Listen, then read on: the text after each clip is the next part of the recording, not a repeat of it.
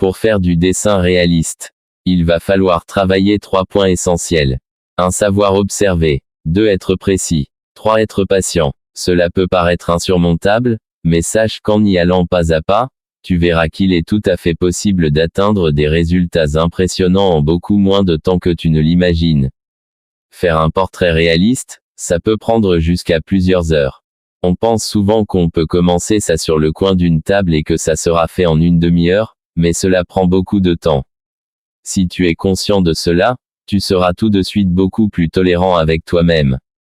L'étape de rendu est assez longue car c'est un processus itératif qui peut prendre beaucoup de temps.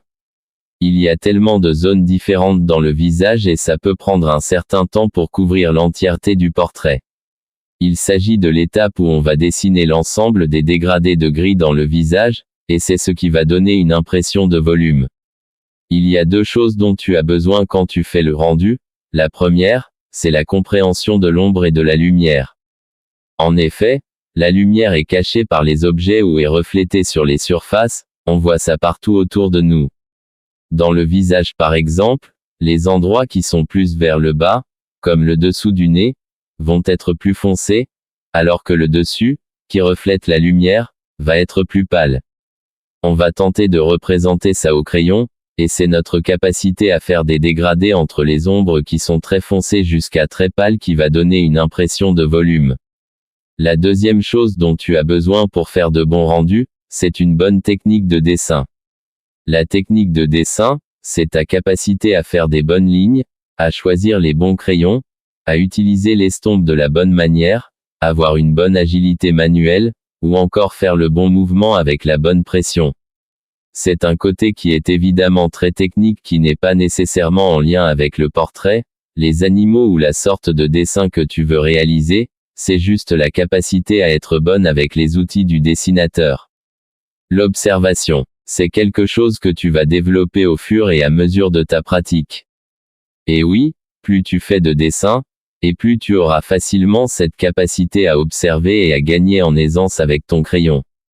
Pour aiguiser ton sens de l'observation, il est important de prendre beaucoup de temps pour regarder ta référence et ton dessin, puis ensuite venir les comparer pour s'assurer que le tout soit similaire. Encore une fois, tout cela vient avec l'expérience et avec la pratique.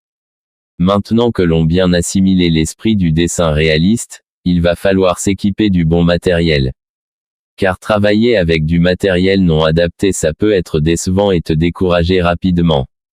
Matériel. La série de crayons de graphite.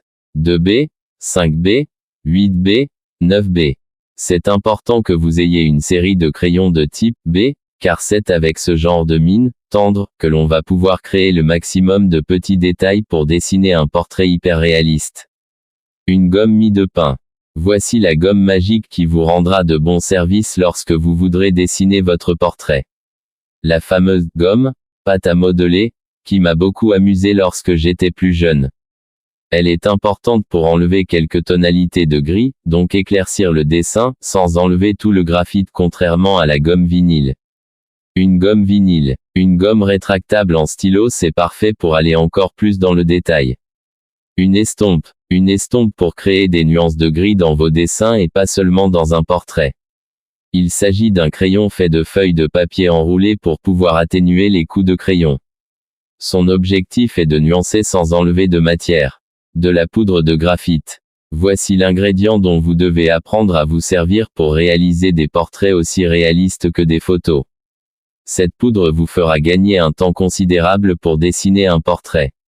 Il vous suffit d'en prendre et de l'étaler sur votre feuille de papier pour pouvoir remplir rapidement la surface. Vous économisez ainsi des minutes, voire même des heures, de remplissage trait par trait. De plus, vous obtiendrez un rendu lisse, ce qui est primordial pour apprendre à dessiner de manière hyper réaliste. Pinceau. Une fois que vous avez utilisé la poudre de graphite, il vous faut pouvoir l'étaler avec un outil. Certains artistes aiment l'appliquer avec des pinceaux, mais d'autres utilisent de simples applicateurs de maquillage pour dessiner un portrait. J'opte pour la seconde option, car elle est plus naturelle pour les dessinateurs, alors que de tenir un pinceau peut être déstabilisant si l'on n'y est pas habitué.